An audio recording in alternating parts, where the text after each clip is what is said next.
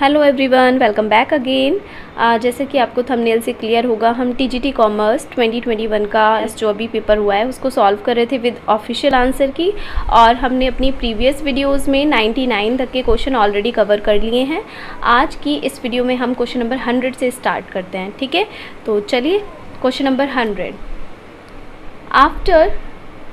After completion of the audit of a company, the auditor should submit its report to the, that means company का जो अंकेशन है वो जब समाप्त हो जाता है तो जो अंकेशक है वो अपनी जो रिपोर्ट है वो किसको देना चाहिए, उसको जो प्रतिवेदन है वो किसको देना चाहिए, तो ऑब्वियसली वो कंपनी के शेयर होल्डर्स को देगा, ठीक है। तो यहाँ पर हमारा जो आंसर करेक्ट होगा वो होगा ऑप्शन डी, शेयर होल्डर्स को। ओके, नेक्स्ट क्वेश्चन है 101। Laser is a book of, यानी कि जो लेज़र है, खाता बही है, वो कैसी पुस्तक होती है, तो इसका करेक्ट आंसर है हमारा फाइनल एंट्री, यानी कि अंतिम प्रविष्टि की बुक होती है खाता बही, ठीक है।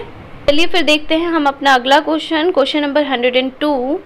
इन case of installment payment system which one of the following statement is not true. देखिए यहाँ पे आपको इस नॉट पे फोकस करना है। इसने पूछा है किस्त भुगतान पद्धति के अनुसार इनमें से कौन सा सही नहीं है। चलो, इनसे पहले मैं थोड़ा सा ना आपको ये इंस्टॉलमेंट पेमेंट सिस्टम किस्त भुगतान पद्धति होती क्या है इसको थोड़ा सा एक्सप्लेन कर देती हूँ। तो देखिए, किस्त भुगतान पद्धति, अब देखो इंस्टॉलमेंट यानी किस्तों में पेमेंट कर रहे हो तो इसका मतलब उधार विक्रय की बात हो रही है यहाँ पे, ठीक है। तो पहला पॉइंट तो उधार विक्रय होता है इसमें। और किस्त भुगतान पद्धति में क्या होता है कि विक्रेता और क्रेता के बीच में जैसे ही वस्तु को लेके समझौता होता है तुरंत ही उसका ओनरशिप, वस्तु की ओनरशिप ना क्रेता को दे दी जाती है, उसका स्वामित्व क्रेता को दे दिया जाता है।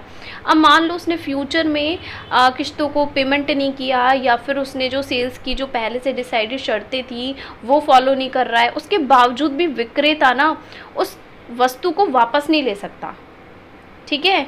वो उसकी जो भी किस्तें हैं उनकी वसूली के लिए न्यायालय में वाद प्रस्तुत कर सकता है, ठीक है, क्लेम कर सकता है, लेकिन वस्तु को वापस नहीं ले सकता है यहाँ पे, ठीक है। और एक और पॉइंट मैं आपको बताऊं तो देखो, यहाँ पे क्रेता को पहले ही ओनरशिप दे दी जाती है, तो फिर ना क्रेता ना चाहे उसने सारी किस्तों का पेमेंट नहीं किया फिर भी वो उससे पहले भी उस वस्तु को किसी और को बेच भी सकता है या गिरवी रख सकता है, या उस वस्तु की ओनरशिप किसी और को भी दे सकता है इस पद्धति के अकॉर्डिंग, ठीक है।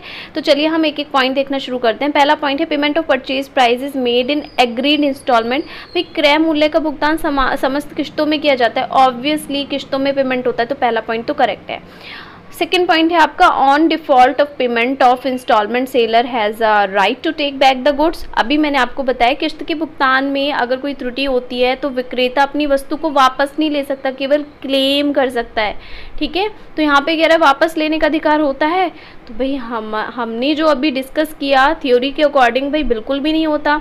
तो हमारा ये जो सेकेंड पॉइंट है यही नॉट ट्रू हो गया, ठीक है। इसमें बोल रहा था ना कौन सा सही नहीं है, तो हमारा आंसर तो यही मिल गया हमें, ऑप्शन बी। आगे के ऑप्शन तो हमें पढ़ने की ज़रूरत भी नहीं है, आप पढ़ लीजिएगा, ठीक है। तो सही आंसर है ऑप्शन बी। ओके, चलिए फिर अब बढ़ते हैं अगले क्वेश्चन की तरफ। और नेक्स्ट क्वेश्चन है इन इकोनॉमिक्स डिस्ट्रीब्यूशन मीन्स, यानी कि अर्थशास्त्र में वितरण से क्या तात्पर्य है। तो भाई इकोनॉमिक में वितरण से मतलब होता है उत्पत्ति के साधनों के मध्य आय का बंटवारा, यानी कि distribution of income among factors of production. तो इसका करेक्ट आंसर यहाँ पे हो जाता है ऑप्शन बी। ओके, चलिए बढ़ते हैं फिर नेक्स्ट क्वेश्चन पर। Next question 104। The essence of management is, यानी कि प्रबंधन का सार है। तो भाई प्रबंधन का जो सार होता है वो होता है कोऑर्डिनेशन, ठीक है।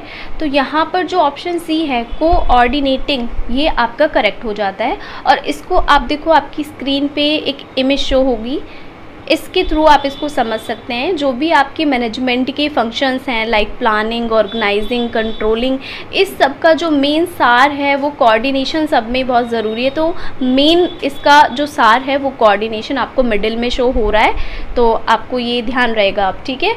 तो जो प्रबंधन है उसका सार होता है कोऑर्डिनेटिंग, एंड ये आपका करेक्ट ऑप्शन हो गया है यहाँ पे option C. Next question number 105। तो तो the monopolist maximises profit by producing and selling their output at that point on which its, यानी कि एक अधिकारी अपने उत्पादन को उस बिंदु पर उत्पन्न करके और बेचकर उसको कब अधिकतम प्रॉफिट होगा, यानी वो किस बिंदु पर उत्पादन करे और सेल करे कि उसको प्रॉफिट अधिक हो। कंडीशन क्या है, मोनोपोली, यानी एक अधिकारी की सिचुएशन में ये पूछ रहा है। तो मैं आपको बता दूं, यहाँ पर आपका जो करेक्ट आंसर होगा वो होगा ऑप्शन बी, यानी कि marginal cost and marginal revenue both are equal. जब सीमांत लागत और सीमांत आगम दोनों बराबर होते हैं तो एक अधिकारी को मैक्सिमम प्रॉफिट होगा। ठीक है, नेक्स्ट क्वेश्चन है हमारा question number 106, which one of the following is not an element of coordination. कौन सा इनमें से कोऑर्डिनेशन का एलिमेंट नहीं है। तो यहाँ पर आपका करेक्ट ऑप्शन पे चलते हैं सीधे, वो है आपका मोटिवेशन, यानी कि ऑप्शन बी यहाँ पे करेक्ट है। ये आपका कोऑर्डिनेशन का एलिमेंट नहीं है, नॉट। आगे बढ़ें, नेक्स्ट क्वेश्चन है आपका 107 और ये है the main objective of safe guard duty is. तो संरक्षण शुल्क का मुख्य उद्देश्य क्या होता है, वो होता है ऑप्शन सी करेक्ट है, टू प्रोटेक्ट द इंडिग्नियस इंडस्ट्रीज़, यानी कि जो स्वदेशी उद्योग होते हैं उनको संरक्षित करना संरक्षण शुल्क का मुख्य उद्देश्य है। ये ऑफिशियल आंसर की के अकॉर्डिंग ये आपका आंसर करेक्ट हो जाता है। ओके, बढ़े नेक्स्ट क्वेश्चन पे। Next question number 108, in case of sublease royalty earned by the lessor is credited to. भाई यहाँ पर भी आपकी लीजर की बात हो रही है, लीज की बात नहीं हो रही है।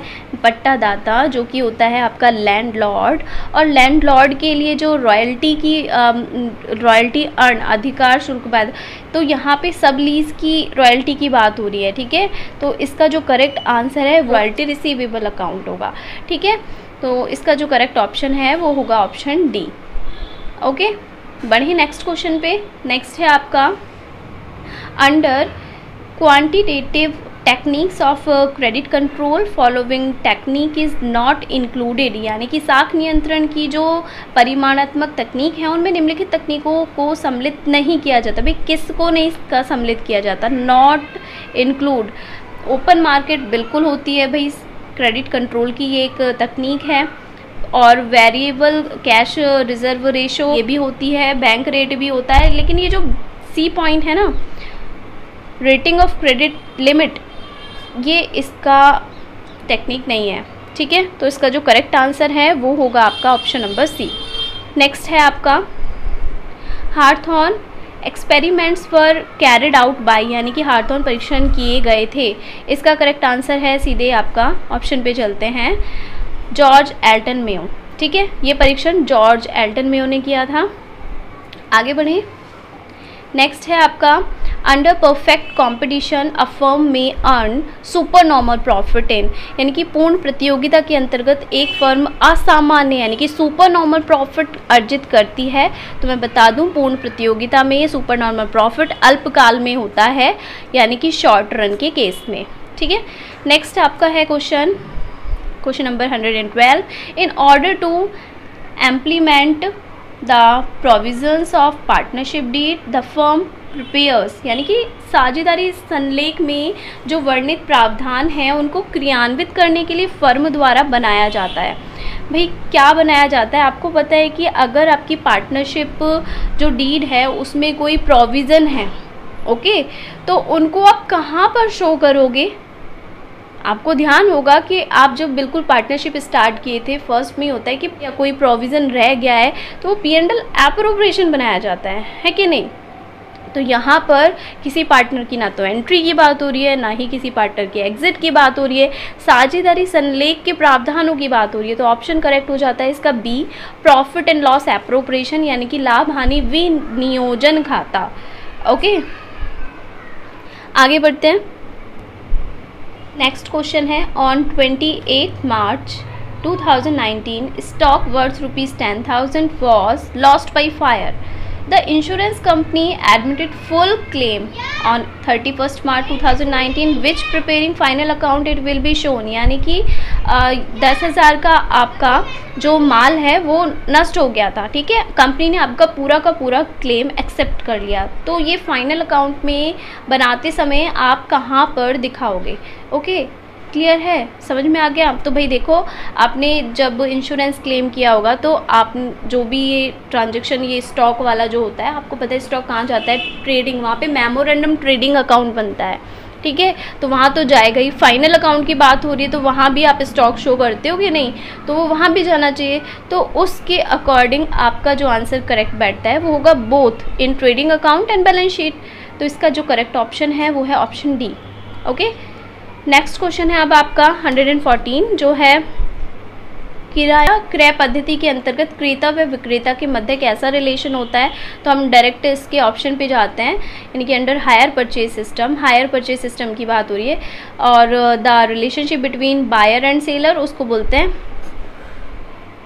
निक्षेपी और निक्षेप ग्रहीता का, यानी कि बेलर एंड बैली, ठीक है, शायद मेरा प्रोनाउंसिएशन थोड़ा सा इसमें रॉन्ग हो सकता है, बट ऑप्शन सी करेक्ट है। ओके, नेक्स्ट क्वेश्चन है आपका, एक साझेदारी फर्म में एक साझेदार मिस्टर एक्स हैं, प्रत्येक माह के अंत में वो 2,000 रुपये आहरित करते हैं यानी कि विड्रॉ करते हैं अपनी फर्म से, ठीक है, यहाँ पे क्लियरली है विड्रॉ करते हैं at the end of each month. Rate of interest है आपका 5%। Interest on drawing at the end of the year will be, क्या होगा भाई, यानी कि वर्ष के अंत में आपको इंटरेस्ट निकालना है, किस पे, वो भी ड्राइंग्स पे निकालना है।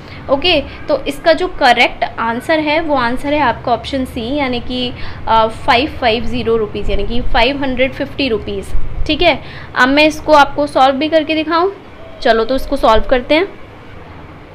चलिए, अब मैंने एक ब्लैंक पेपर ले लिया है, यहाँ पे अब हम इस क्वेश्चन का सॉल्यूशन देखते हैं।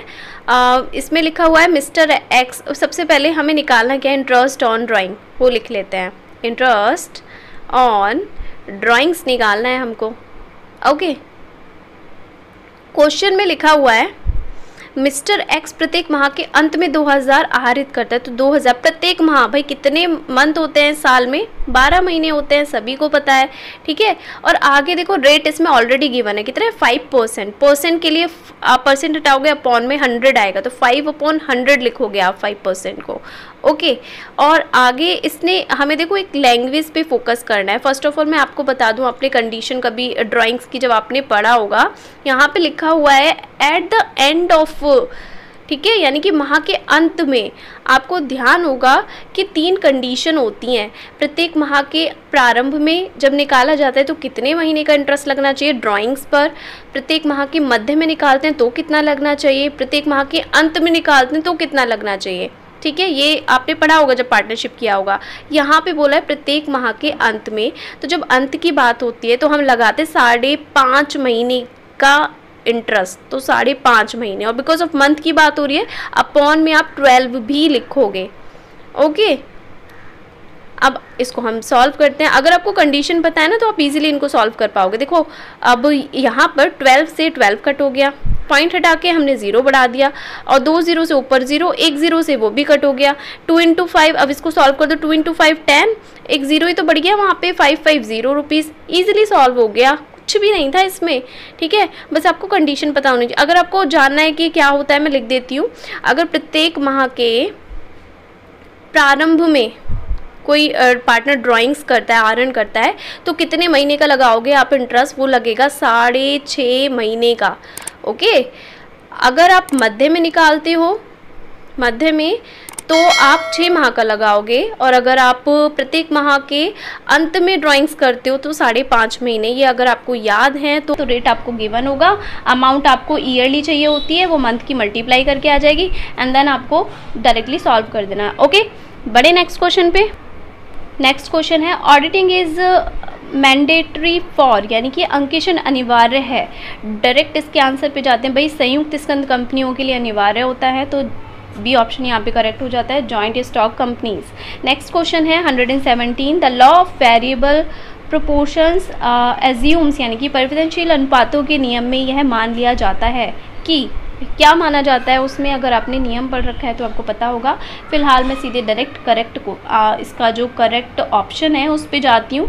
वो है इसका ऑप्शन सी, यानी कि उत्पत्ति के जो कुल साधन हैं वो स्थिर होते हैं। Some functions some factors of production are fixed. Okay, चलिए बढ़े फिर नेक्स्ट क्वेश्चन पे।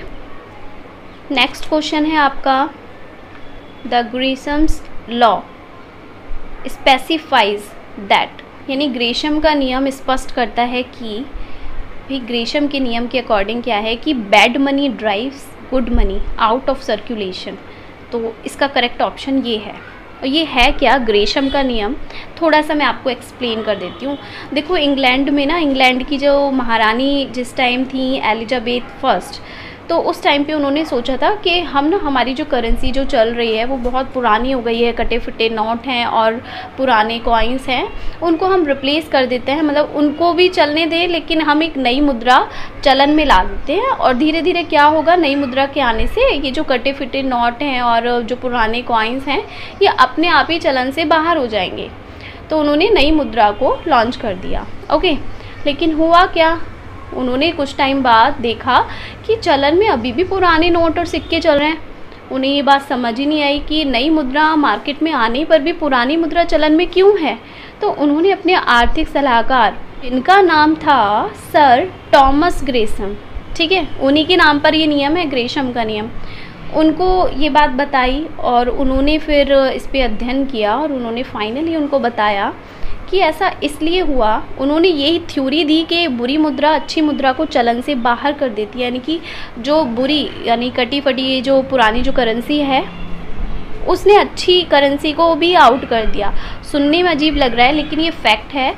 आप भी देखो क्या होता है कि ये हमारा ह्यूमन नेचर है कि अभी देखो नई मुद्रा, अगर आपके पास कोई नया नोट आया और एक आपके पास पुराना नोट है, ठीक है, तो अगर आप किसी को दोगे ना तो सोचोगे कि नया वाला मैं अपने पास रख लूँ और इसी को चला देता हूँ, ठीक है।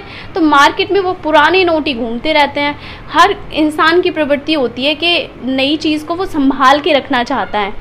ऐसा ही हुआ उस टाइमिंग पे भी, लोगों ने नई करेंसी को अपने पास स्टोर करना शुरू कर दिया और बाहर जो चलन में मुद्रा थी वो वही पुरानी वाली सर्कुलेट होती रही।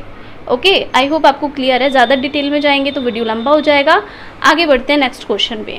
चलिए नेक्स्ट क्वेश्चन है क्वेश्चन नंबर 119, जिसमें आपको क्लास इंटरवल गिवन है, फ्रिक्वेंसीज गिवन है और एक आपको यहाँ पे दिख रहा है क्वेश्चन मार्क। ओके, यानी कि आपको फाइंड आउट करनी है फ्रिक्वेंसी, अज्ञात आपको जो आवृत्ति है वो फाइंड आउट करनी है। यहाँ पे बहुलक यानी कि Z यानी कि मोड आपको दे दिया 48.6, ठीक है। इसको बहुलक को ना Z से भी रिप्रेजेंट करते हैं और M0 से भी प्रेजेंट करते हैं बहुत सारे लोग। तो इसको मैं सॉल्व करा देती हूँ आपको, ठीक है। तो चलिए इसको सॉल्व करते हैं। चलिए अब मैंने एक ब्लैंक पेपर ले लिया है, अब हम इस क्वेश्चन को सॉल्व करना स्टार्ट करते हैं, ठीक है। सबसे पहले ना क्लास इंटरवल आपको गिवन है वो मैं फटाफट से नोट कर लेती हूँ ताकि आपको क्वेश्चन थोड़ा सीधा सीधा समझ में आ जाए। 25 से 40 है, फिर 40 से 55 है, 55 से 70 एंड 70 से 85। ये आपको क्लास इंटरवल है। इनकी फ्रिक्वेंसी गिवन है 6 है, 20 एंड देन 44। ये है एक क्वेश्चन मार्क एंड 3। ओके, अब देखो यहाँ पे ये जो क्लास इंटरवल, पहले हमें हमेशा क्लास इंटरवल को चेक करना चाहिए क्या अपर लिमिट लोअर वन की आ रही है, बिल्कुल सभी में। तो भाई सीरीज़ एकदम प्रॉपर है, कोई दिक्कत नहीं है। अगर ये प्रॉपर नहीं होते तो पहले हम इनको प्रॉपर करते, बट ये प्रॉपर है। और बाकी देखो क्वेश्चन में आपको जो Z है यानी कि बहुलक है वो आपको खुद से दे दिया 48.6। आपको फॉर्मूला ध्यान होगा जो बहुलक निकालने का होता है वो होता है Z equal to L1 plus F1 minus F0 upon में 2F1 माइनस F0 माइनस का F2 एंड मल्टीप्लाई में L2 माइनस के L1। ये फॉर्मूला होता है। ओके, यहाँ पर अब हमें वैल्यू पुट करनी है। सबसे पहले हमें आंसर तो खुद से बता रखा है 48.6, देन आप ये चेक करो कि ये किस लिमिट के अंदर आएगा। ये मुझे पता चल रहा है कि भाई 40 से 55 के बीच में है कहीं, है ना। तो यहाँ से आप इस लिमिट को उठा लो, इसके अकॉर्डिंग आपका L1 पहली लिमिट एंड L2 दूसरी लिमिट, ठीक है। इसके जस्ट सामने वाला जो होता है वो आपका फ्रिक्वेंसी होता है F। खाली F को F1 भी मान सकते हो आप। इससे ऊपर जाओगे तो ये F0, नीचे आओगे तो ये मानते हैं F2। ओके, फॉर्मूले में सारी चीज़ें आपको मिल गई हैं एंड इनको पुट करना शुरू करते हैं हम। 48.6, यहाँ पे L1 है आपका 40 और F1 है आपका 44, माइनस का 20 अपॉन में 2, F1 है 44 माइनस का 20 एंड माइनस का F2 को F2 रहने दो एंड मल्टीप्लाई में है आपका यहाँ पर L2 माइनस L1 यानी कि 55 माइनस का 40। ओके, फटाफट से इसको सॉल्व करते हैं अब हम। यहाँ पर 48.6 इक्वल टू 40 प्लस का इसको माइनस किया 24, मल्टीप्लाई किया 88 माइनस 20 माइनस का F2 मल्टीप्लाई में ऊपर 15 हो गया। ठीक है, एंड फटाफट से हमने इस 40 को देखो प्लस में अलग है बिल्कुल, इसको दूसरी साइड ले आइए तो ये माइनस में पहुंचेगा, -40 इक्वल टू इन दोनों का हम मल्टीप्लाई कर देते हैं। ठीक है, और इन दोनों का मल्टीप्लाई होके आ गया 360, अपॉन में इन दोनों को माइनस कर लेते हैं 68 माइनस का F2। ओके, इतना हो गया, यहाँ पे माइनस किया, आया 8.6 इक्वल टू 360 एंड 68 माइनस का F2। अब बस इसके बाद क्या करना है भाई, हम क्रॉस इसमें मल्टीप्लाई करेंगे, यानी कि 8.6 की मल्टीप्लाई 68 में भी होगी एंड F2 में भी होगी, इक्वल टू में 360 है। जब इसकी इसमें मल्टीप्लाई आप करोगे तो वो आएगा 584.8 माइनस 8.6 F2 इक्वल टू 360 है ही। अच्छा, डिजिट को डिजिट के पास लेके चलते हैं, यानी कि जो जिसके साथ में कुछ नंबर्स भी हैं उनको अलग छोड़ देते हैं, तो ये एज इट इज़ यहीं पे रहने दो। उसको वहाँ लेके जाओगे प्लस का माइनस में पहुँचेगा, 584.8 हो गया एंड इन दोनों का डिफरेंस निकाल लो, वो आएगा 224.8 माइनस का। ओके, अब देखो माइनस से माइनस तो कट हो गया, F2 का वैल्यू जब आप निकालोगे तो भाई 8.6 जाएगा अपॉन में, पॉइंट से पॉइंट उड़ गया, हटा दीजिए इस पॉइंट से पॉइंट को एंड देन जब आप इससे इसको कट करोगे ना तो आंसर आएगा 26.139। ओके, ऑप्शन में चेक करते हैं कि ये है कि नहीं है। तो देखिए ऑप्शन क्या है आपके, 29, 26, 32 एंड 13 राउंड ऑफ में दे रखे हैं, पॉइंट में नहीं कंसीडर किया है, कोई बात नहीं, हमारा आंसर है 26, ऑप्शन सी करेक्ट होगा। ओके, आई होप क्लियर है आपको ये पूरा का पूरा। आप इसको 2 बारी में ऐसे स्क्रीनशॉट ले सकते हैं इस क्वेश्चन के सॉल्यूशन का, दिस एंड दिस। ओके, चलिए बढ़ते हैं नेक्स्ट क्वेश्चन पे। नेक्स्ट क्वेश्चन है अब हमारा, यहाँ पे हम इसको लगा देते हैं, ऑप्शन सी करेक्ट है। 120 ledger is an accounting book in which, यानी कि खाता भैया एक ऐसी लेखा पुस्तिका है जिसमें केवल वास्तविक खाते खोले जाते हैं, केवल वास्तविक और व्यक्तिगत खाते खोले जाते हैं, या सभी खोले जाते हैं, वास्तविक व्यक्तिगत नाम मात्र के, तो भाई सभी खोले जाते हैं, है कि नहीं। तो all the real personal and nominal accounts are opened. चलिए नेक्स्ट क्वेश्चन है आपका, an item is considered material if it is, यानी कि कोई मत तब सार्थक मानी जाती है जब यह वास्तविक लेखा से संबंधित हो, कच्चे माल से संबंधित हो, उपयोगकर्ता के लिए महत्वपूर्ण हो, ये सभी। तो भाई मैं आपको इसका करेक्ट आंसर बता दूं ऑफिशियल की के अकॉर्डिंग, जब वो उपयोगकर्ता के लिए महत्वपूर्ण हो, that means option C is significant for the users, ये करेक्ट हो जाता है। आगे बढ़ते हैं next question, question number 122, which one of the following statement is not correct. ठीक है, इनमें से कौन सा करेक्ट नहीं है। ओके, तो यहाँ पे ऑप्शन है, लेखांकन प्रमाण 26 के अकॉर्डिंग केवल क्रय की गई ख्याति का लेखा ही पुस्तकों में किया जाता है, बिल्कुल करेक्ट है। गुडविल के बारे में आपने सुना होगा, AS 26 है। और स्वनिर्मित ख्याति का समायोजन साझेदारों के पूंजी खाते के माध्यम से किया जाता है, या ख्याति एक अमूर्त संपत्ति है, ख्याति एक काल्पनिक संपत्ति है। भाई इसमें पूछ रहा है कि कौन सा आपका करेक्ट ऑप्शन नहीं है, तो कौन सा करेक्ट नहीं है भाई, ये अमूर्त तो होती है, ये भी करेक्ट है। साझेदारों के पूंजी खातों के माध्यम से हम गुडविल का समायोजन करते हैं ऑब्वियसली, लेकिन ये जो काल्पनिक है ये इसका करेक्ट आंसर नहीं होगा। ठीक है, यानी कि उसमें नहीं पूछा था ना, करेक्ट आंसर ये होगा, क्योंकि यहाँ पे नॉट पूछा है तो ये आपका करेक्ट होगा। Okay, next question, repo rate means यानी कि रेपो रेट क्या है, ये मैंने शायद इस पेपर में एक और बैंक रेट के बारे में आया था तब भी डिस्कस किया था। तो रेपो रेट क्या होता है, जिस दर पर कॉमर्शियल बैंक ना रिजर्व बैंक से लोन लेते हैं, ठीक है। और वही मैं बोलूँगी शॉर्ट टर्म या लॉन्ग टर्म ऐसा कुछ होता है इनमें, आप देख लीजिएगा। फिलहाल इसका करेक्ट आंसर है आपका ऑप्शन ए। ओके, चलिए आगे बढ़ते हैं फिर। In the books of lease the unrecouped amount of short working is transfer to, यानी कि पट्टेदार की पुस्तकों में वसूली ना हुई लघु कार्य की राशि को कहाँ पर ट्रांसफ़र किया जाता है। पट्टेदार यानी कि लीज़ की बात हो रही है यहाँ पे, ठीक है। तो यहाँ पर देखो, आपको पता है शॉर्ट वर्किंग जब रिकवर नहीं हो पाती है तो P&L में ट्रांसफ़र करते थे, अगर आपको टेबल थोड़ा सा भी ध्यान है तो, ठीक है। तो यहाँ पर इसका करेक्ट ऑप्शन होगा option D, profit and loss account. Okay, next and last question of this video is which of the following is not a feature of hire purchase system, यानी कि नॉट द फीचर, ठीक है, कौन सा feature नहीं है। तो मूल्य का भुगतान किस्तों में होता है, ये तो होता ही है हायर परचेज में भी, यानी कि किराया क्रय पद्धति में भी और किस्त भुगतान में भी, दोनों में ही, तो ये तो करेक्ट है। माल का कब्जा तुरंत सौंप दिया जाता है किराया क्रय पद्धति में, हाँ जी बिल्कुल, तुरंत ही सौंप दिया जाता है इसमें। इसके बाद चूक होने पर विक्रेता माल वापस ले सकता है, ले सकता है, किराया क्रय में ले सकता है। वो जो पहले पढ़ा था वो था आपका किस्त भुगतान पद्धति, जिसमें पहली किस्त होते ही उसको स्वामित्व दे दिया जाता है, ठीक है, और वो माल को वापस नहीं ले सकता है, लेकिन यहाँ पर वो माल को वापस ले सकता है। स्वामित्व का हस्तांतरण तुरंत हो जाता है, भाई यहाँ पे ये ऑप्शन गलत है, ये होता है किस्त भुगतान पद्धति में, ना कि किराया क्रय में।